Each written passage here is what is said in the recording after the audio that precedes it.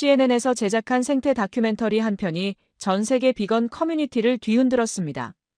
발효된 시간 위에 놓인 도시라는 제목의 이 작품이 방영 후 2주 만에 글로벌 500만 조회수를 돌파하며 화제의 중심에 섰어요. 주인공은 미국 시애틀 출신의 리사 코헨, 40대 초반 도시 생태학자였습니다. CNN 생태 다큐 자문이자 구독자 50만 명의 비건 유튜버로 활동 중인 그녀가 이번에 주목한 곳은 서울의 겨울 한강 생태계였어요.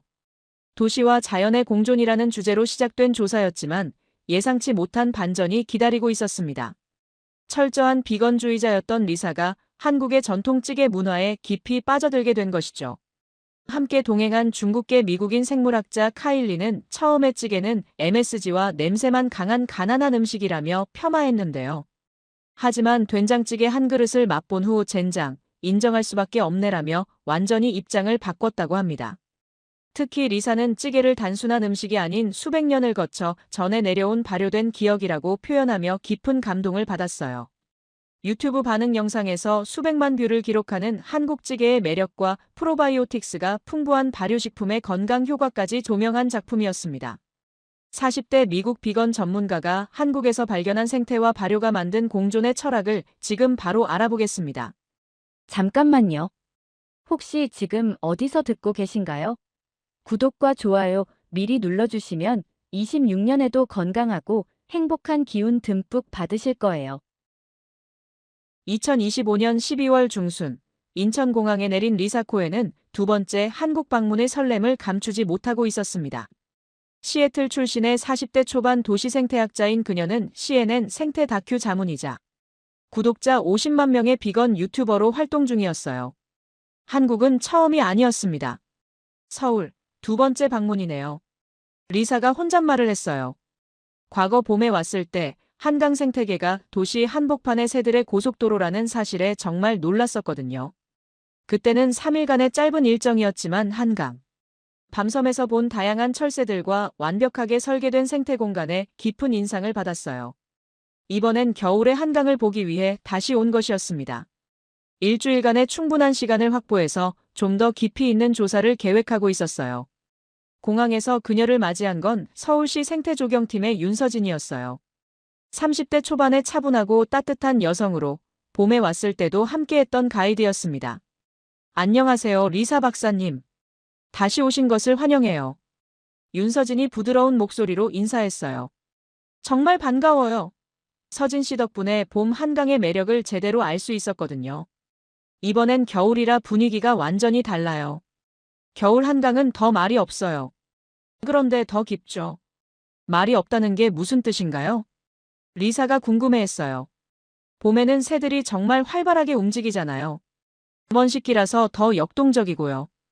겨울엔 좀 더 조용하지만 그래서 오히려 더 집중해서 관찰할 수 있어요. 차분한 관찰이 가능하다는 뜻이군요. 네, 그리고 겨울철 새들은 또 다른 매력이 있어요. 시베리아에서 온 큰 기러기들이나 중국 북동부에서 온 흰꼬리수리까지 볼 수 있거든요. 공항에서 서울 시내로 이동하는 동안 리사는 창밖 풍경을 유심히 봤어요. 겨울 서울의 첫인상은 봄과는 확실히 달랐습니다. 도시 전체가 차분하고 정돈된 느낌이었어요. 나무들은 앙상했지만 그 사이로 보이는 건물들과 도로가 정말 깔끔하게 정리되어 있었습니다. 겨울이라 그런지 더 선명하게 보이네요. 리사가 말했어요. 맞아요. 나뭇잎이 다 떨어져서 도시의 골격이 더 잘 드러나죠. 그래서 한강의 전체적인 모습도 더 잘 볼 수 있어요. 첫 일정은 밤섬과 난지습지였어요. 지하철을 타고 선유도역으로 향하면서 윤서진이 오늘의 일정을 자세히 설명했어요. 오늘 날씨가 정말 좋아요. 겨울철 새 관찰하기에는 최적의 조건이죠. 바람도 적고 하늘도 맑아서 망원경으로 관찰하기 딱 좋은 날이에요. 혹시 특별히 볼만한 새들이 있을까요? 요즘 흰꼬리수리가 자주 목격되고 있어요. 어제도 오후에 한 마리가 나타났다고 하더라고요. 정말요? 흰꼬리수리를? 리사의 눈이 반짝였어요. 흰꼬리수리는 멸종위기 1급종으로 도시 근처에서 보기 정말 어려운 대형 맹금류였거든요. 한강 밤섬 조망대에 도착하니 이미 여러 시민들이 망원경으로 새 관찰을 하고 있었어요. 무료로 제공되는 고성능 망원경이 인상적이었습니다. 와, 정말 많은 시민들이 와 있네요. 리사가 감탄했어요. 주말이라 가족 단위로 오신 분들이 많아요. 아이들에게 생태 교육도 되고 시민들의 자연스러운 여가 활동이기도 하죠. 정말로 많은 가족들이 와서 아이들과 함께 새 관찰을 즐기고 있었어요. 아빠가 아이에게 새의 이름을 알려주고 엄마가 망원경 초점을 맞춰주는 모습이 정말 자연스러웠습니다. 강변 망원경을 통해 보이는 건 검은머리 쑥새와 청둥오리의 떼, 그리고 물 위에서 유영하는 다양한 겨울 철새들이었어요. 저기 보세요. 고방오리들이 얼음 위를 걷고 있어요. 윤서진이 가리켰어요. 정말로 고방오리들이 부분적으로 언 강면을 조심스럽게 걸어다니고 있었어요. 마치 아이스 스케이팅을 하듯 우아한 모습이었습니다. 정말 신기해요. 얼음 위에서 저렇게 자연스럽게 걸을 수 있다니. 고방오리의 발가락 사이에는 물갈퀴가 있어서 얼음 위에서도 미끄러지지 않아요. 정말 완벽한 적응이죠. 도시 한복판에서 이런 자연스러운 모습을 볼 수 있다는 게 정말 놀라웠습니다. 그때 옆에서 망원경을 보던 한 시민이 조용히 말했어요. 겨울에도 수달 흔적이 보여요. 낮에는 잘 안 나와도요. 수달이요? 리사의 눈이 커졌어요. 네, 한강에 수달이 서식하고 있어요. 2012년부터 개체수가 꾸준히 늘고 있거든요. 윤서진이 자세히 설명했어요. 현재 한강 전체에서 약 100마리 정도가 서식하고 있어요. 밤에 주로 활동하는데 가끔 낮에도 모습을 보이죠. 정말 대단하네요. 도시 한복판에 수달이 살다니. 리사는 시선이 멈췄어요. 논문에서 보았던 도심 생태계가 눈앞에서 숨을 쉬고 있었거든요. 정말 신기해요. 시애틀에서도 도심 근처에서 이런 다양성을 보기는 어려운데. 한강 생태계 복원의 핵심은 연결이었어요. 윤서진이 설명을 이어갔어요. 단순히 각각의 구간을 복원하는 게 아니라 상류부터 하류까지 생태 통로를 연결한 거죠. 그래서 동물들이 자유롭게 이동할 수 있어요. 생태 통로요? 네, 다리 밑이나 둔치를 통해서 동물들이 안전하게 이동할 수 있도록 설계되어 있어요. 사람의 동선과 동물의 동선을 분리한 거죠. 망원경으로 한강을 자세히 관찰하며 리사는 봄에 왔을 때와는 또 다른 감동을 받았어요. 겨울철 새들의 차분하고 질서 있는 움직임, 그리고 그것을 지켜보는 시민들의 자연스러운 모습까지. 기억보다 오래된 설계라는 게 이런 걸까요?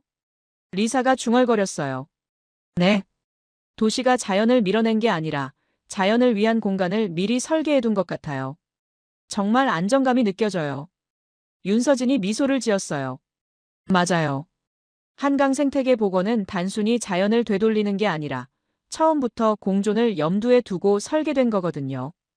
구체적으로는 어떤 설계인가요?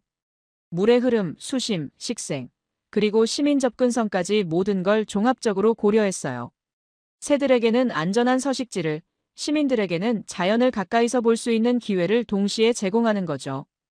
오후에는 난지습지로 이동했어요. 여의도와 마포구 사이에 위치한 이곳은 인공적으로 조성된 습지였지만 이제는 완전히 자연화된 생태계를 보여주고 있었어요. 인공습지라고 하기엔 너무 자연스러워요. 리사가 감탄했어요. 20년 넘게 시민들과 함께 가꿔온 결과예요.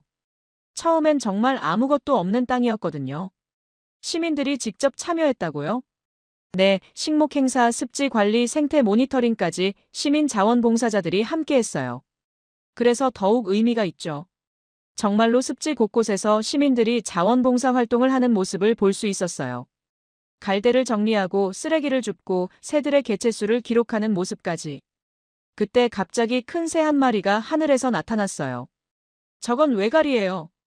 윤서진이 흥분했어요. 외가리가 습지 위를 유유히 날다가 물가에 착륙하는 모습을 볼 수 있었어요. 그리고는 꼼짝 않고 서서 물고기를 기다리기 시작했습니다. 정말 인내심이 대단하네요. 리사가 망원경으로 지켜보며 말했어요. 1시간도 넘게 저렇게 서 있을 수 있어요. 정말 집중력이 대단하죠. 사냥 성공률은 어느 정도나 되나요?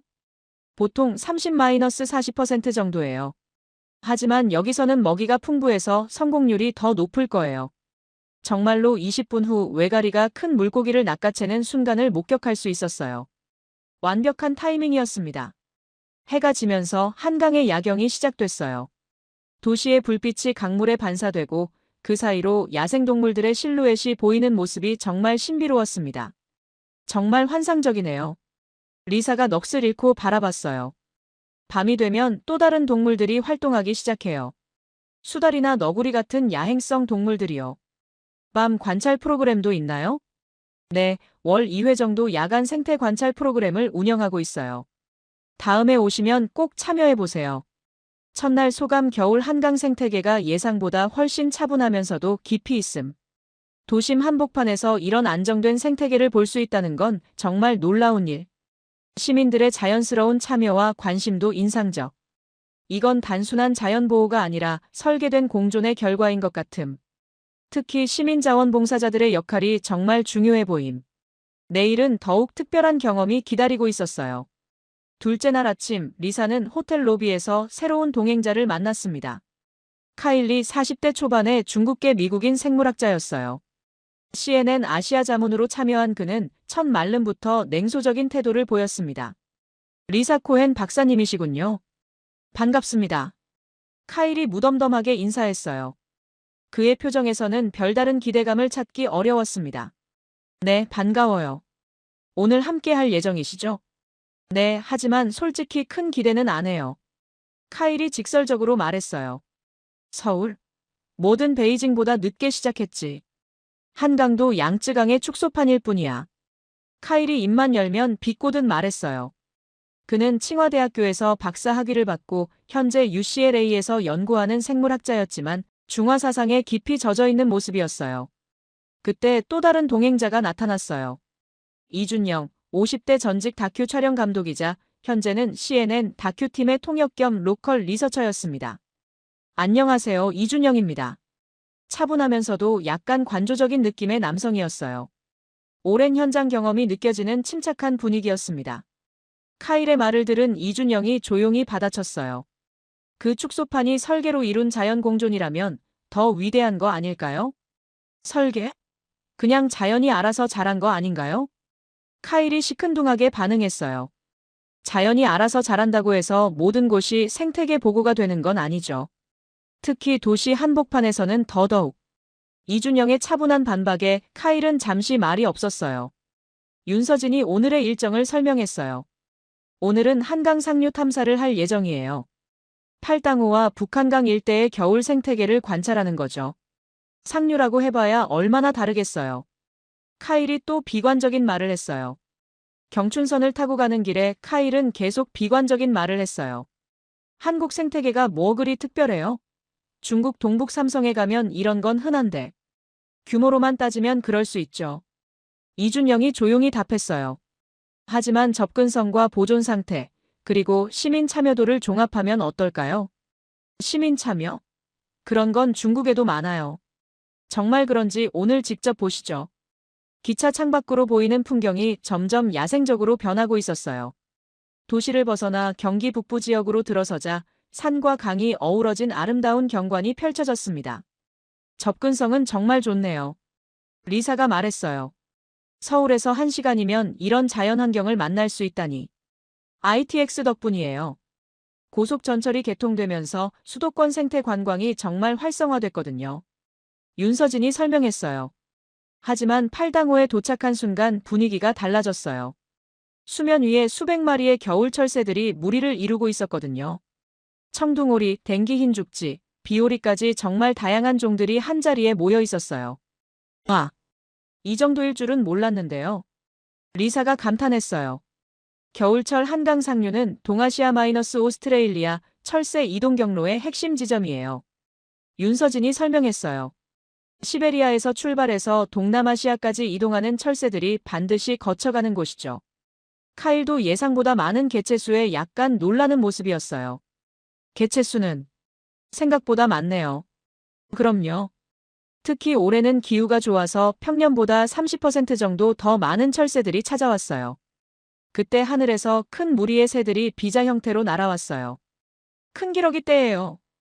윤서진이 흥분했어요.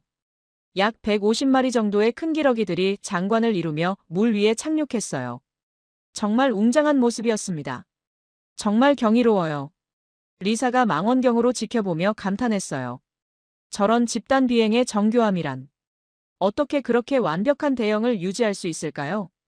리더를 따라 비행하는데 에너지 효율을 극대화하기 위한 본능적 행동이에요.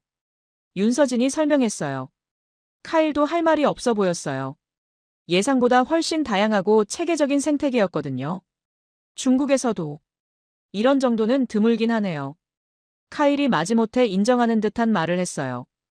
오후에는 북한 강변의 생태 탐방로를 걸었어요. 강변을 따라 조성된 산책로에서는 시민들이 자연스럽게 산책하고 자전거를 타고 있었어요. 시민 접근성과 생태 보전이 정말 잘 조화되어 있네요. 리사가 말했어요. 어떻게 이런 균형을 맞출 수 있었을까요? 시민들의 자발적인 협조가 가장 큰 요인이에요. 이준영이 설명했어요. 한국 사람들은 자연을 정복의 대상이 아니라 공존의 파트너로 보는 전통이 있어요. 구체적으로는 어떤 모습인가요? 예를 들어 새들의 번식기에는 자발적으로 접근을 자제하고 쓰레기 하나 버리지 않는 문화가 자리 잡혀 있어요. 정말로 탐방로 곳곳에서 시민들의 자발적인 환경보호 모습을 볼 수 있었어요. 쓰레기 하나 없는 깨끗한 길, 조용히 새를 관찰하는 사람들, 아이들에게 자연의 소중함을 가르치는 부모들까지. 그때 갑자기 큰 맹금류 한 마리가 나타났어요. 황조롱이에요. 윤서진이 흥분했어요. 황조롱이가 공중에서 정지비행을 하며 지상의 먹이를 노리는 모습이 정말 인상적이었어요. 그리고 순식간에 다이빙해서 들쥐를 잡는 순간까지 목격할 수 있었습니다. 완벽한 사냥이었네요. 리사가 감탄했어요. 정말 정교한 비행 실력이에요. 황조롱이는 시속 100km로 다이빙할 수 있어요. 그런데도 정확하게 목표물을 잡아내죠. 윤서진이 자세히 설명했어요. 도시 근교에서 이런 맹금류를 보는 건 정말 드문 일이에요. 카일도 더 이상 비관적인 말을 하지 못했어요. 예상을 뛰어넘는 생물 다양성과 체계적인 생태계 관리에 할 말이 없어진 거였어요. 저녁에 서울로 돌아가는 길에 이준영이 조용히 말했어요. 이강은 도시에 굴복하지 않았어요. 도시가 물러난 거예요. 무슨 뜻이에요? 리사가 물었어요. 보통 도시가 확장되면 자연이 밀려나잖아요. 그런데 서울은 자연을 위한 공간을 미리 확보해 둔 거죠. 계획적인 도시 설계라는 뜻이군요. 맞아요. 1970년대 한강 종합개발 때부터 생태공간 확보를 염두에 뒀어요. 그 결과가 지금의 한강이죠. 정말 그런 것 같아요. 리사가 고개를 끄덕였어요. 질서 있는 자연이 주는 신뢰감이 있어요. 무작정 보존하는 게 아니라 사람과 자연이 함께 살 수 있는 방법을 찾은 것 같아요. 카일도 조용히 창밖을 바라보며 생각에 잠겨 있었어요. 자신의 선입견이 얼마나 잘못되었는지 깨닫기 시작한 것 같았습니다.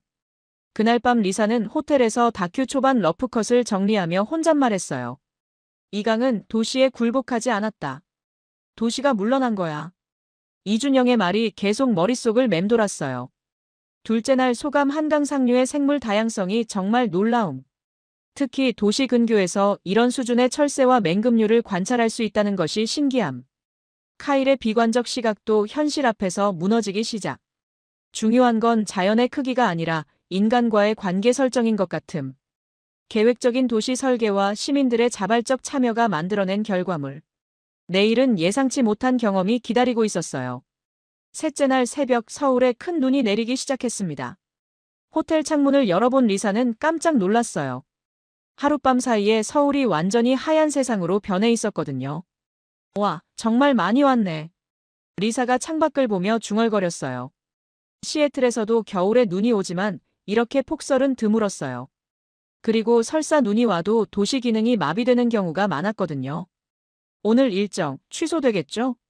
로비에서 만난 카일이 말했어요. 이 정도 눈이면 대중교통도 마비될 텐데. 미국 같으면 학교도 휴교하는 수준이야. 카일도 비슷한 경험이 있는 모양이었어요. 하지만 윤서진은 미소를 지으며 말했어요. 서울은 눈 와도 잘 돌아가요. 보여드릴게요. 정말 놀라운 일이었어요. 이런 폭설에도 지하철은 정상 운행되고 있었고 주요 도로들은 이미 제설이 완료되어 있었어요. 어떻게 이렇게 빨리 제설이 되었죠? 리사가 놀라며 물었어요. 새벽 3시부터 제설 작업이 시작돼요. 서울시에 1200대 이상의 제설차가 있거든요. 윤서진이 설명했어요. 그래서 시민들이 출근할 시간에는 이미 정리가 끝나는 거예요. 1200대라고요? 정말 체계적이네요. 네, 그리고 각 구청마다 제설 계획이 세워져 있어서 효율적으로 작업이 진행돼요. 실제로 거리를 보니 제설차들이 체계적으로 움직이고 있었어요. 주요 도로부터 시작해서 골목길까지 순서대로 제설 작업이 진행되고 있었습니다. 시민들도 정말 침착하네요. 리사가 말했어요. 지하철역에서 만난 시민들은 전혀 당황하지 않고 평상시처럼 대중교통을 이용하고 있었어요. 지하철을 타고 북촌 한옥마을로 향했어요. 눈길에도 교통은 매끄럽게 흘러가고 있었고 인도는 이미 제설되어 안전했어요. 대중교통 시스템이 정말 안정적이네요. 카일도 감탄했어요. LA에서는 비만 와도 교통 대혼잡인데 북촌에 도착하니 정말 환상적인 설경이 펼쳐져 있었어요. 길게 이어진 한옥담장 위로 눈이 소복하게 내려앉아 있었거든요. 조용하다. 리사가 감탄했어요. 정말 그랬어요. 이렇게 많은 관광객들이 있는데도 전체적으로 정말 조용했어요. 한복 입은 시민들, 사진을 찍는 외국인들, 모든 사람들이 설경을 조용히 감상하고 있었습니다. 분위기가 정말 차분해요. 한국 사람들은 아름다운 곳에서는 조용히 하는 문화가 있어요. 이준영이 설명했어요. 특히 이런 전통 공간에서는 더욱 그래요. 실제로 북촌의 좁은 골목길에서도 사람들은 큰 소리를 내지 않고 조용히 걸어 다니고 있었어요. 사진을 찍을 때도 다른 사람을 배려하며 순서를 지키는 모습이 인상적이었습니다. 이런 질서 의식은 어떻게 만들어진 걸까요? 리사가 궁금해했어요. 교육도 있겠지만 결국 문화의 힘인 것 같아요. 이준영이 답했어요. 서로를 배려하는 문화가 자연스럽게 몸에 배어 있는 거죠. 골목 깊숙한 곳에 작은 한정식집이 있었어요. 윤서진이 안내했어요. 점심을 여기서 드실까 해서 예약해뒀어요. 한정식이요? 리사가 조금 망설였어요. 비건인 그녀에게는 부담스러울 수도 있었거든요. 비건 식당은 아니에요. 미리 양해 부탁드려요. 괜찮아요. 오늘은 공부하는 마음으로. 리사가 흔쾌히 답했어요. 사실 그녀도 한국 전통 음식 문화에 대한 호기심이 있었거든요. 신발을 벗고 들어서니 따뜻한 온돌 바닥이 발을 감쌌어요. 온돌이네요. 리사가 신기해했어요. 수백 년 전부터 내려온 한국 전통 난방 방식이에요. 바닥 아래로 뜨거운 공기를 순환시키는 거죠. 정말 따뜻하고 편하네요. 작은 방에 앉으니 차려진 밥상이 정말 정갈했어요. 여러 가지 나물과 장아찌, 그리고 된장찌개 한 그릇이 중앙에 놓여 있었습니다. 정말 예술 작품 같아요. 리사가 감탄했어요. 색깔 배치며 그릇 배치까지. 모든 게 계산된 것 같아요. 한국의 전통 밥상은 영양 균형과 시각적 아름다움을 동시에 추구해요. 윤서진이 설명했어요. 된장찌개예요. 콩을 발효시켜 만든 된장으로 끓인 국물 요리죠. 리사는 조심스럽게 국물을 한 숟갈 떠서 입에 넣었어요. 그 순간 그녀의 눈이 커졌어요. 이거 정말 발효된 맛이네. 시간의 맛. 정말 놀라운 경험이었어요. MSG나 인공 조미료의 자극적인 맛이 아니라 깊고 우아한 감칠맛이 입안에 퍼졌거든요. 어떻게 이런 복합적인 맛이 날 수 있죠? 된장은 집마다 맛이 다르거든요. 세월이 재료라서요. 윤서진이 말했어요. 세월이 재료라고요? 네, 된장은 최소 1년, 보통 2-3년은 발효시켜야 제대로 된 맛이 나와요. 그래서 할머니들이 만든 된장이 가장 맛있다고 하죠. 시간이 만드는 맛이군요. 카일도 처음에는 의구심을 가졌지만 한 숟갈 맛보고는 표정이 바뀌었어요. 이건 생각과 완전히 다른데? 리사는 계속 국물을 마셨어요. 한 숟갈 마실 때마다 새로운 맛의 층이 느껴졌어요. 이게 바로 발효의 힘이군요. 맞아요. 단순히 짠맛이 아니라 복합적인 감칠맛이 나는 거죠. 이 감칠맛은 어디서 나오는 건가요? 발효 과정에서 생성되는 아미노산들이에요. 특히 글루타민산이 천연 MSG 역할을 하는 거죠. 천연 MSG라고요? 네, 인공 MSG와는 완전히 다른 자연스러운 감칠맛이에요. 된장찌개는 한국 사람들의 소울푸드예요. 이준영이 설명했어요. 어릴 때부터 먹어온 맛이고 집을 떠나 있을 때 가장 그리워하는 음식이기도 하죠. 리사는 밥을 말아서 먹어봤어요. 따뜻한 국물과 쌀밥의 조화가 정말 훌륭했어요. 이런 조합은 처음이에요. 국물에 밥을 말아 먹는다는 게 한국식 먹는 방법이에요. 국물과 밥을 함께 먹으면 더 부드럽고 소화도 잘 되거든요. 정말 위가 따뜻해지는 느낌이에요. 셋째 날 소감 폭설에도 정상 운영되는 서울의 시스템의 놀라움. 1200대의 제설차와 체계적인 제설 계획이 인상적. 북촌 한옥마을의 설경이 정말 아름다웠고 시민들의 차분한 문화도 놀라움. 특히 된장찌개를 처음 맛봤는데 이건 단순한 음식이 아니라 시간을 발효시킨 맛이었음. 발효 문화의 깊이를 조금이나마 이해하게 됨. 천연 감칠맛의 과학적 원리도 흥미로웠음. 내일은 더욱 본격적인 한국 발효 음식 문화를 경험하게 될 예정이었어요. 넷째 날 오후 일행은 서울의 한 전통시장을 방문했습니다. 망원시장이었어요. 서울 시민들이 일상적으로 장을 보는 전통적인 재래시장으로 50년 이상의 역사를 가진 곳이었습니다. 오늘은 찌개의 본고장을 보여드릴게요. 윤서진이 말했어요. 한국 찌개 문화의 진짜 모습을 경험하실 거예요. 시장 입구부터 정말 다양한 냄새들이 코를 자극했어요. 김치, 젓갈, 각종 나물과 함께 어디선가 끓고 있는 찌개 냄새까지. 냄새가 정말 강렬하네요. 리사가 말했어요. 처음에는 익숙하지 않을 수 있어요. 하지만 이 냄새들이 모두 발효의 향이에요. 발효의 향이라고요? 네, 김치, 젓갈, 된장, 고추장. 모두 발효식품들이거든요. 한국 음식의 80% 이상이 발효를 기반으로 해요. 시장을 둘러보며 리사는 정말 많은 발효식품들을 볼 수 있었어요. 김치만 해도 배추김치, 깍두기, 파김치, 열무김치 등 수십 가지였고 젓갈도 멸치젓, 새우젓, 명태젓 등 다양했어요. 이 모든 게 발효식품이라고요? 네, 그리고 각각 다른 미생물을 이용해서 발효시킨 거예요. 정말 다양한 발효 기술의 집합체죠. 시장 안에 작은 식당으로 들어갔어요. 할머니 한 분이 운영하는 30년 전통의 찌개 전문점이었습니다. 메뉴판을 보니 김치찌개, 된장찌개, 부대찌개, 순두부찌개, 청국장찌개 등 정말 다양한 찌개가 있었어요. 이렇게 많은 종류의 찌개가 있다니. 리사가 놀라워했어요. 리사는 처음엔 주저했어요. 비건인데. 하지만 윤서진은 말했어요. 이건 단순한 고기 음식이 아니에요. 삶을 발효한 거죠. 삶을 발효했다고요? 네, 한국 사람들의 생활과 지혜가 발효되어 만들어진 음식이에요. 카일은 비웃으며 외쳤어요. 찌개는 중국 허거의 가난한 사촌이야. MSG 덩어리일 뿐이고. 정말 그럴까요? 윤서진이 조용히 반문했어요. 한번 맛보시고 판단해보세요. 하지만 테이블에 나온 김치찌개를 보는 순간 분위기가 달라졌어요. 빨갛고 뜨거운 국물 위로 김치와 두부, 그리고 돼지고기가 푸짐하게 들어있는 찌개가 보글보글 끓고 있었어요. 그 향기만으로도 식욕이 자극됐습니다. 일단 국물만 맛보세요. 윤서진이 권했어요. 리사가 조심스럽게 국물을 한 숟갈 떠서 입에 넣는 순간 그녀의 눈이 정말 커졌어요. 이거 MSG가 아니라 깊어. 정말 놀라운 맛이었어요. 김치의 신맛과 발효된 깊은 감칠맛, 그리고 각종 채소에서 우러나온 단맛까지 복합적인 맛의 조화였거든요. 어떻게 이런 맛이 날 수 있죠? 김치찌개의 핵심은 잘 익은 김치예요. 할머니가 직접 설명해 주셨어요.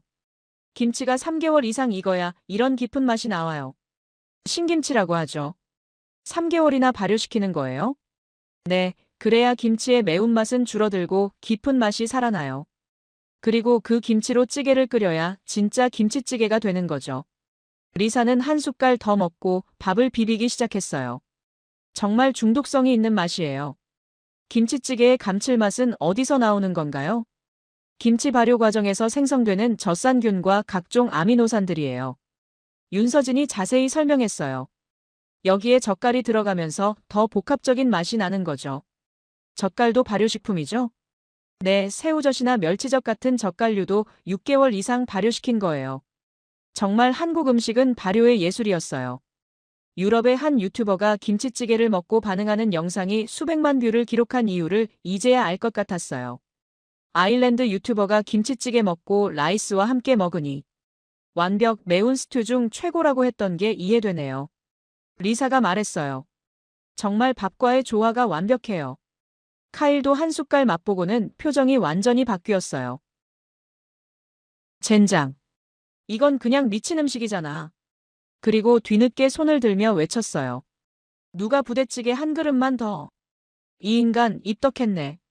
이준영이 고개를 절레절레 흔들며 말했어요. 부대찌개까지 주문한 카일의 모습에 모든 사람이 웃음을 터뜨렸어요. 부대찌개가 나오자 카일은 완전히 몰입했어요. 이건 뭐예요? 햄이랑 소시지가. 부대찌개는 한국 전쟁 이후에 만들어진 음식이에요. 미군 부대에서 나온 햄, 소시지를 김치와 함께 끓인 거죠. 윤서진이 설명했어요. 역사가 담긴 음식이군요. 리사가 감탄했어요. 그런데 이것도 발효의 힘인가요? 네, 김치와 된장이 들어가서 발효의 깊은 맛이 나는 거예요. 그리고 시간이 지나면서 하나의 완성된 음식으로 발전한 거죠. 정말 신기해요. 전쟁이라는 어려운 상황에서 탄생한 음식이 지금은 이렇게 사랑받는 음식이 됐다니. 영양학적으로도 놀라웠어요. 김치찌개는 300지 기준 200kcal 내외의 저칼로리. 고단백 음식이면서 프로바이오틱스가 풍부한 발효식품이었거든요. 김치의 프로바이오틱스가 장내 미생물을 개선시키고 비타민C, B6K가 풍부해서 면역력 강화에 탁월하다고 해요. 윤서진이 영양학적 설명을 덧붙였어요. 정말요? 그럼 건강식이기도 하네요. 네, 헬스라인에서는 김치의 9가지 건강 효과를 소개하기도 했어요. 항산화, 항염증 효과부터 체중 관리까지요. 와, 맛있으면서 건강에도 좋다니. 리사는 이제 확신했어요. 한국의 찌개는 단순한 음식이 아니라 발효 철학의 결정체라는 것을 말이죠. 그날 밤 리사는 SNS에 이렇게 적었어요. 한강은 자연의 설계였다면 찌개는 시간의 설계였다. 넷째 날 소감 한국 찌개 문화의 깊이에 정말 놀라움. 단순한 음식이 아니라 발효 철학이 담긴 문화유산 같음. 특히 김치찌개의 복합적인 맛과 영양학적 우수성이 인상적. 카일의 완전한 입덕도 재미있었고 무엇보다 시간과 정성이 만들어내는 맛의 깊이를 체험할 수 있었음. 발효식품의 과학적 원리와 건강 효과까지 알게 되어서 정말 유익했음. 이제 리사에게 한국 음식은 단순한 이국적 경험이 아니라 진정한 철학적 탐구 대상이 되었어요. 5째 날 카일이 먼저 무너졌습니다.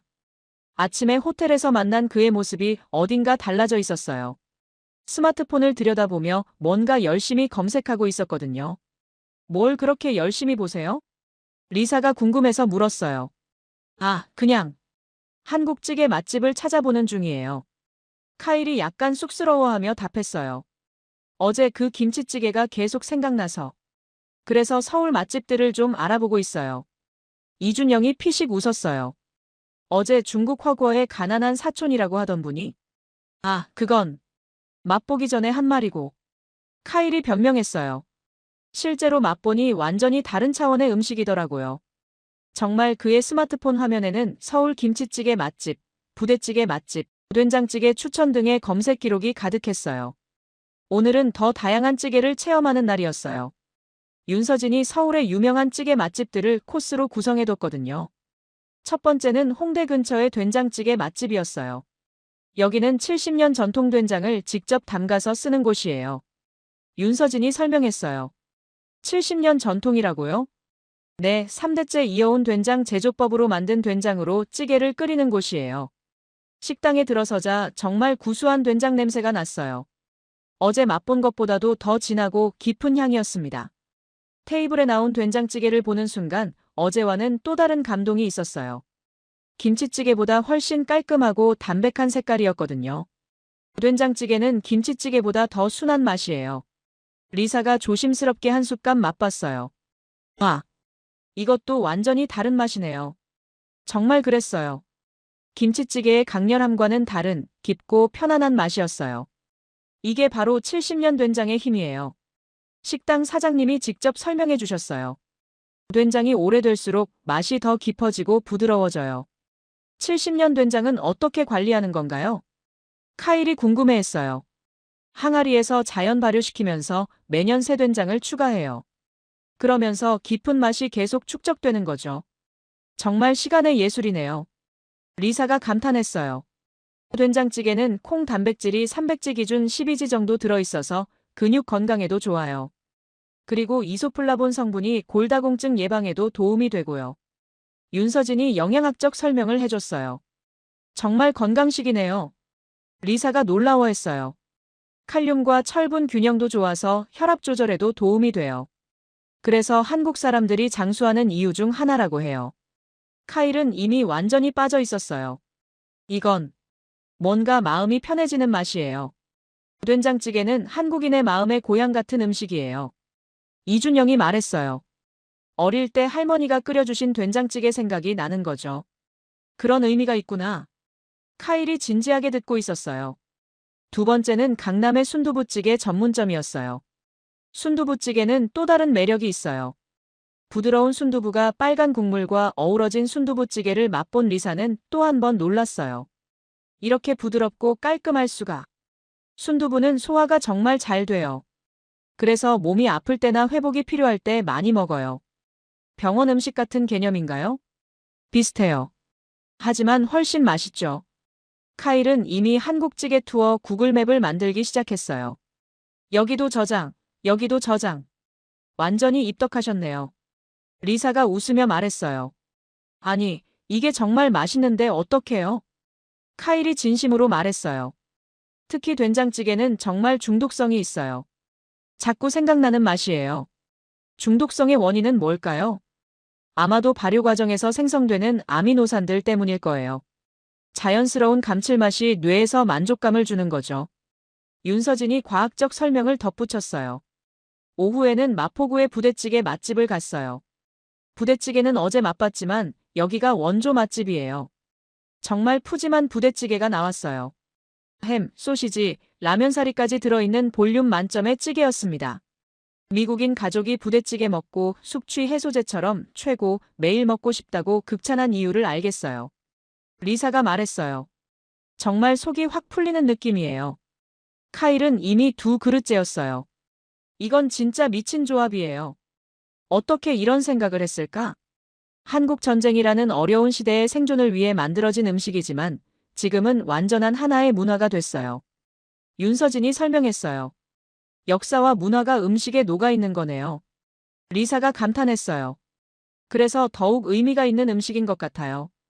저녁에는 김치찌개로 유명한 을지로의 노포를 방문했어요. 여기는 60년 전통의 김치찌개 맛집이에요. 정말 깊은 맛의 김치찌개가 나왔어요. 어제 먹었던 것보다도 더 깊고 진한 맛이었습니다. 김치가 정말 오래 익은 맛이에요. 6개월 이상 익힌 김치로만 끓여요. 그래서 이런 깊은 맛이 나는 거죠. 카일은 완전히 넋이 나가 있었어요. 이거 매일 먹어도 질리지 않을 것 같아요. 한국 사람들이 왜 찌개를 자주 먹는지 이제 이해가 돼요. 리사도 동감했어요. 매 끼니마다 다른 찌개를 먹어도 전혀 지루하지 않을 것 같아요. 각각의 찌개마다 고유한 맛과 특성이 있으니까요. 그날 밤 카일은 자신의 SNS에 이렇게 올렸어요. 한국찌개의 놀라운 세계에 빠져버렸다. 이건 단순한 음식이 아니라 하나의 예술이다. 발효의 예술, 시간의 예술, 그리고 정성의 예술. 다섯째 날 소감 카일의 완전한 찌개 입덕이 재미있었음. 된장찌개, 순두부찌개, 부대찌개까지 각각의 개성과 매력이 모두 달랐음. 특히 70년 전통 된장으로 만든 된장찌개의 깊은 맛이 인상적.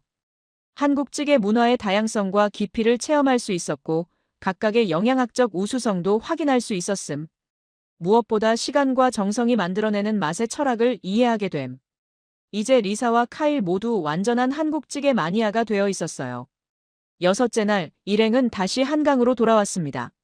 하지만 이번엔 단순한 생태 관찰이 아니라 지난 며칠간의 경험을 종합해서 다큐멘터리를 완성하는 작업이었어요.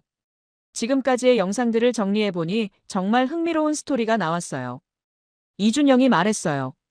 한강 생태계부터 시작해서 찌개 문화까지. 처음에는 별개의 이야기인 줄 알았는데 알고 보니 모두 공존과 발효라는 키워드로 연결되더라고요. 정말 그랬어요. 한강의 생태계는 도시와 자연의 공존이었고 찌개 문화는 시간과 재료의 발효를 통한 공존이었거든요. 정말 신기해요. 리사가 말했어요. 생태학자로 시작한 여행인데 결국 문화학자가 된 기분이에요. 한강 반포대교 아래 세비섬에서 마지막 촬영을 진행했어요. 서울 겨울 생태계, 눈 내린 궁궐과 북촌, 발효찌개, 시민의 태도. 리사는 지난 며칠을 돌아보며 말했어요. 이 모든 게 하나의 스토리로 연결되네요. 어떤 스토리인가요? 이준영이 물었어요. 지속 가능성의 스토리예요. 한강 생태계는 환경적 지속 가능성을, 찌개 문화는 문화적 지속 가능성을 보여주고 있어요. 카메라 앞에서 리사의 마지막 인터뷰가 진행됐어요. 이번 서울 방문에서 가장 인상적이었던 건 뭔가요? 생태계와 음식 문화가 모두 같은 철학을 공유하고 있다는 점이에요. 리사가 진심을 담아 답했어요. 어떤 철학인가요? 공존과 발효의 철학이요. 한강은 도시와 자연이 공존하는 공간이고, 찌개는 다양한 재료들이 시간을 통해 발효되어 하나의 완벽한 조화를 이루는 음식이에요. 비건이신데 찌개에 대한 인식이 바뀌었나요? 완전히 바뀌었어요.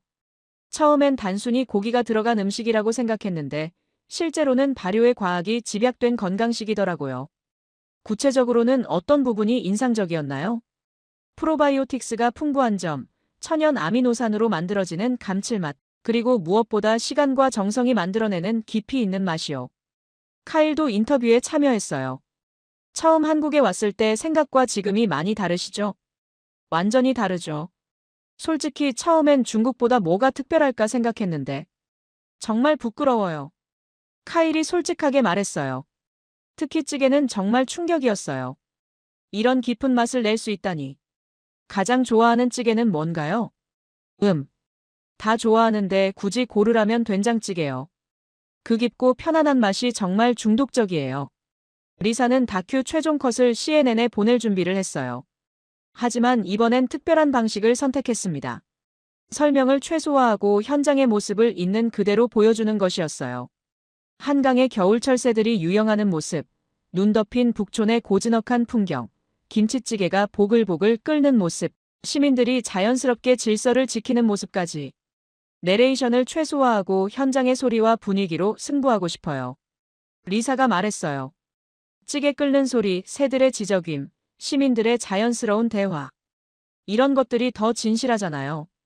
마지막에는 단 하나의 자막만 넣었어요. 이곳은 단순한 도시가 아닙니다. 조화롭게 어우러진 하나의 문명입니다. 영상 편집 중 북촌 한옥마을에 눈 내리는 골목과 한정식 집에서 조용히 밥을 먹는 장면이 들어갔어요. 그리고 리사가 말하는 한마디. 이건 단순한 음식이 아닙니다. 수백 년을 거쳐 전해 내려온 발효된 기억입니다. 완성된 15분짜리 다큐멘터리는 정말 감동적이었어요. 한강의 생태계와 찌개 문화가 자연스럽게 연결되면서 서울이라는 도시의 진짜 매력을 보여주고 있었거든요. 정말 잘 만들어졌네요. 카일이 완성된 영상을 보며 감탄했어요. 제 변화 과정도 잘 담겨 있고, 처음에 비관적이었다가 점점 빠져드는 모습이 재미있어요. 이준영이 웃으며 말했어요. 이제 카일 씨는 완전한 한국 문화 전문가가 됐네요. 6째 날 소감 지난 며칠간의 경험을 종합해보니 서울은 정말 특별한 도시였음. 생태계와 음식 문화 모두 공존과 발효라는 같은 철학을 바탕으로 하고 있었고 이것이 서울만의 독특한 매력을 만들어내고 있었음. 다큐 편집 과정에서 이런 연결고리를 발견한 것이 가장 큰 수확. 현장의 소리와 분위기로 승부하는 편집 방식도 만족스러움. 내일이면 미국으로 돌아가야 했지만 이번 경험은 리사에게 평생 잊지 못할 추억이 될 것 같았어요.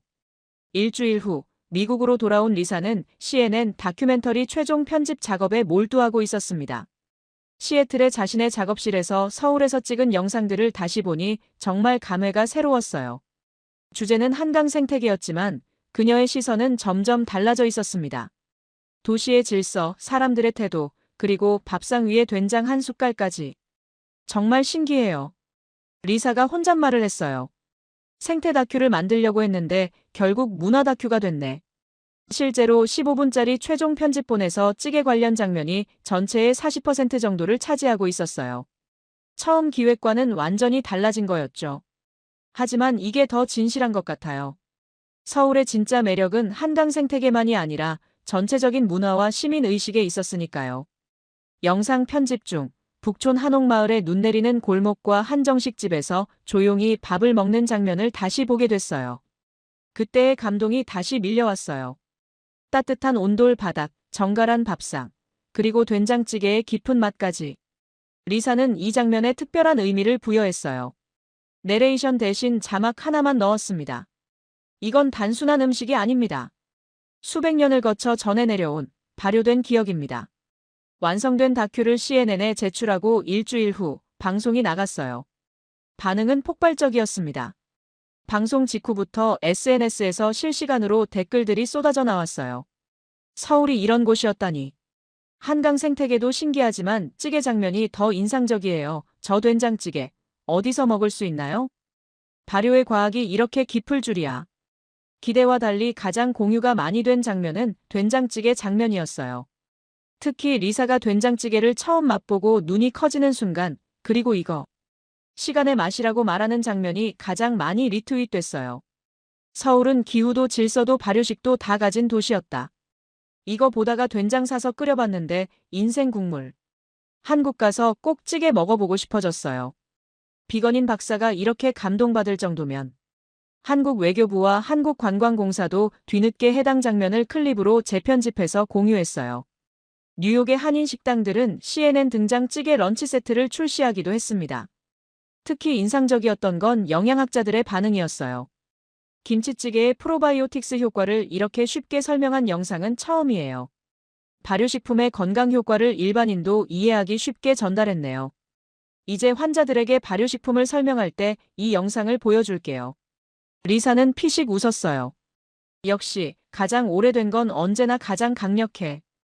일주일 후 리사의 비건 유튜브 채널에도 폭발적인 반응이 있었어요. 한국 찌개 체험기라는 제목의 영상을 올렸는데 평소보다 10배 많은 조회수를 기록했어요. 영상에서는 CNN 다큐에서 미처 다루지 못한 더 자세한 내용들을 다뤘어요. 특히 발효의 과학적 원리와 각 찌개의 영양학적 특성을 자세히 분석했습니다. 김치의 락토바실러스 루테리균은 장내 염증을 줄이고 면역 체계를 강화합니다. 된장의 이소플라본은 에스트로겐과 유사한 작용을 해서 폐경기 여성에게 특히 도움이 되죠. 부대찌개에 들어가는 각종 채소들의 시너지 효과도 정말 놀라워요. 댓글들도 정말 다양했어요. 비건이신데 찌개를 드셨다니 용기 있으시네요. 발효 문화에 대한 새로운 관점을 알게 됐어요. 저도 한국 가서 찌개 먹어보고 싶어요. 과학적 근거가 있으니까 더 설득력 있어요. 특히 다른 비건 유튜버들의 반응이 흥미로웠어요. 리사가 보여준 유연한 접근법이 인상적이에요. 비건이라고 해서 모든 걸 거부할 필요는 없다는 걸 배웠어요. 문화를 이해하는 것도 중요하다는 생각이 들었어요. 리사는 후속 영상도 제작했어요. 발효의 과학 한국 전통 음식의 건강 비밀이라는 제목이었습니다. 이 영상에서는 한국 발효식품의 영양학적 우수성을 과학적으로 분석했어요. 김치의 락토바실러스균은 장내 미생물 균형을 개선시키고 된장의 이소플라본은 골다공증 예방에 도움이 됩니다. 무엇보다 이런 영양소들이 발효 과정을 통해 생체 이용률이 높아진다는 점이 놀라워요. 고추장의 캡사이신은 신진대사를 촉진시키고 젓갈의 오메가-3는 뇌 건강에 도움이 되죠. 이 영상도 200만 조회수를 넘어서며 큰 화제가 됐어요. 한 달 후 리사에게는 여러 방송사와 출판사에서 제안이 들어왔어요. 한국 발효 음식 문화에 대한 책을 써보시는 게 어떨까요? 발효 음식 전문 채널을 만들어 보실 생각은 없으신가요? TED 강연 요청도 들어왔는데 어떻게 생각하세요? 하지만 리사가 가장 기뻐한 건 따로 있었어요. 카일로부터 온 메시지였어요. 리사, 나 한국어 배우기 시작했어. 찌개 레시피를 원문으로 읽고 싶어서. 그리고 다음 달에 서울 가려고 해. 찌개 투어 한 달 코스로. 정말 완전한 입덕이었어요. 그리고 UCLA에서 동아시아 발효 음식 문화 강의를 개설할 예정이야. 너도 게스트 강연자로 와줄 수 있어? 7째 날 소감 CNN 다큐 방영 후 예상보다 훨씬 큰 반응. 특히 찌개 관련 장면들이 가장 화제가 됨. 한국의 발효 음식 문화가 전 세계적으로 주목받는 계기가 된 것 같아 뿌듯함. 생태학자로서 시작한 여행이 문화학자로서의 새로운 시작이 된 느낌.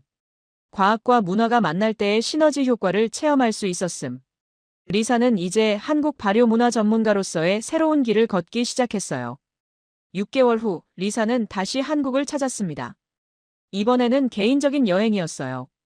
CNN 다큐와 유튜브 영상의 성공으로 한국에 대한 관심이 더욱 깊어졌거든요. 인천공항에 내리자마자 반가운 얼굴이 기다리고 있었어요. 리사, 정말 다시 오셨네요. 윤서진이 환하게 웃으며 맞아줬어요. 정말 보고 싶었어요. 그동안 어떻게 지내셨어요? 바빴어요. 리사 씨 다큐 덕분에 외국인 관광객들이 정말 많이 늘었거든요. 정말 그랬어요. 공항부터 서울 시내까지 가는 길에 외국인들을 정말 많이 볼 수 있었어요. 그리고 그들 중 상당수가 한국 음식에 대한 관심을 보이고 있었어요. 한강 생태 투어 신청자가 10배로 늘었어요. 특히 유럽에서 오는 분들이 많이 늘었고요. 정말요? 네, 그리고 찌개 체험 투어도 새로 생겼어요.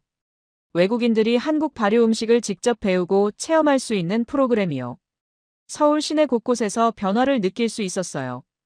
한강변에는 다국어 안내판이 늘어났고 전통 시장들에는 외국인을 위한 찌개 체험 프로그램들이 생겨나 있었어요. 망원시장에 다시 가보니 정말 많은 외국인들이 김치찌개를 먹고 있었어요. 어머, 리사 씨.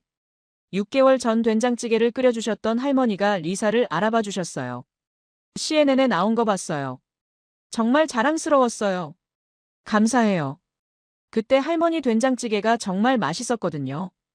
오늘도 끓여드릴까요? 할머니가 미소를 지으며 말씀하셨어요. 식당 안에는 리사의 CNN 다큐 장면을 캡처한 사진이 걸려 있었어요. 할머니의 자랑이라고 하셨어요. 외국 손님들이 정말 많이 와요. 모두 리사 씨 다큐 보고 온다고 하더라고요. 된장찌개를 다시 맛보니 6개월 전 그 감동이 고스란히 되살아났어요.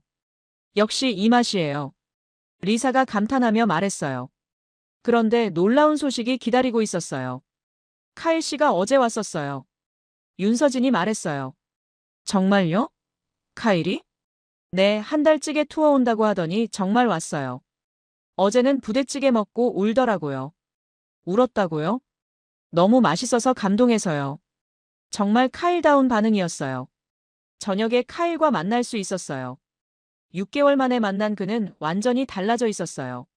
리사, 나 한국어 배웠어. 카일이 서툰 한국어로 인사했어요. 안녕하세요. 김치찌개 정말 좋아해요. 와, 정말 한국어 배우셨네요. 찌개 때문에 시작했는데 이제 한국 문화 전체에 빠졌어. 카일이 신나서 말했어요. 한국어로 찌개 레시피 읽는 재미가 쏠쏠해. 카일의 스마트폰에는 서울찌개 맛집 지도가 빼곡히 저장되어 있었어요. 이미 25곳 다녀왔어. 각각 다 다른 맛이야. 정말 완전히 빠지셨네요. 이제 중국 음식보다 한국 음식이 더 좋아. 특히 발효 음식들. UCLA에서 강의도 개설한다고 들었어요. 네, 동아시아 발효 음식 문화 강의예요. 정말 인기가 많아요. 그날 밤 세 사람은 한강변에서 산책을 했어요. 6개월 전과 똑같은 장소였지만 모든 게 달라 보였어요. 이번에 새로운 프로젝트를 계획하고 있어요. 리사가 말했어요. 어떤 프로젝트요? 윤서진이 궁금해했어요. 한국의 발효 음식 문화를 세계에 알리는 다큐 시리즈를 만들려고 해요. 와, 정말요? 네, 된장, 고추장, 젓갈까지 한국의 모든 발효식품을 다뤄보고 싶어요. 시간의 예술 시리즈군요. 카일도 흥미를 보였어요. 나도 참여할 수 있어? 물론이죠. 당신만큼 한국 음식에 진심인 외국인도 드물 거예요. 그리고 이번에는 계절별로 나눠서 촬영하려고 해요. 봄에는 나물 발효, 여름에는 김치 발효, 가을에는 장 담그기, 겨울에는 젓갈 만들기 이런 식으로요. 정말 거대한 프로젝트였어요. 그날 밤 리사는 자신의 유튜브 채널에 새로운 영상을 예고했어요. 발효는 부패와 다릅니다. 그건 시간을 품은 공존입니다. 한국의 도시는 발효된 생태입니다. 댓글들이 쏟아져 들어왔어요. 기대돼요. 한국 발효식품 시리즈 꼭 보고 싶어요. 카일 씨도 나오나요? 계절별 발효 문화라니 정말 흥미로워요. 카일이 댓글을 보더니 말했어요. 나도 같이 나올 수 있지? 찌개 투어 편. 이준영이 웃으며 말했어요. 그래, 너는 MSG로 발효됐지. 윤서진은 조용히 미소를 지었어요. 이후 리사는 정말로 대규모 프로젝트를 시작했어요. 발효된 시간 시리즈라는 제목으로 한국의 사계절 발효 문화를 담는 작업이었습니다. 첫 번째 에피소드 봄의 발효 새로운 생명에서는 봄나물로 만드는 발효식품들을 다뤘어요. 두 번째 에피소드 여름의 발효 무더위를 이기는 지혜에서는 김치와 젓갈 문화를 조명했어요. 세 번째 에피소드 가을의 발효 수확의 저장법에서는 장 담그기와 김장 문화를 소개했어요. 네 번째 에피소드 겨울의 발효 추위 속에서 익어가는 맛에서는 겨울철 발효식품 보관과 관리를 다뤘어요. 각 에피소드마다 카일이 등장해서 한국 발효 문화에 빠져가는 과정을 보여줬어요. 그의 한국어 실력도 점점 늘어가는 모습이 재미있었습니다. 시리즈가 완성되자 전 세계적인 반향이 일었어요. 넷플릭스에서 독점 공급 제안이 들어왔고 여러 나라에서 더빙 및 자막 제작 요청이 쏟아졌어요. 8째 날 소감 6개월 만에 다시 찾은 한국에서 정말 많은 변화를 확인. CNN 다큐와 유튜브의 영향으로 한국의 발효 음식 문화가 세계적으로 주목받고 있음. 카일의 완전한 한국 문화 입덕도 재미있고 새로운 프로젝트에 대한 기대도 큼. 무엇보다 한국이 단순한 여행지가 아니라 제2의 고향 같은 느낌이 됨. 발효 문화 시리즈를 통해 더 깊이 있는 문화 교류를 할 수 있을 것 같음. 리사에게 한국은 이제 생태와 발효가 공존하는 특별한 의미의 땅이 되었어요. 진짜 문명은 설명하지 않아도 느껴지는 것이고 진정한 맛은 시간과 정성이 발효되어 만들어지는 것이라는 걸 한국에서 배웠거든요. 그리고 가장 오래된 것이 언제나 가장 강력하다는 것도 말이죠. 발효는 단순한 음식 제조법이 아니라 시간과 정성, 그리고 자연과의 협력을 통해 만들어지는 생명의 예술이었습니다. 한국 사람들이 수천 년에 걸쳐 완성해온 이 발효의 철학이 이제 전 세계로 퍼져나가고 있었어요.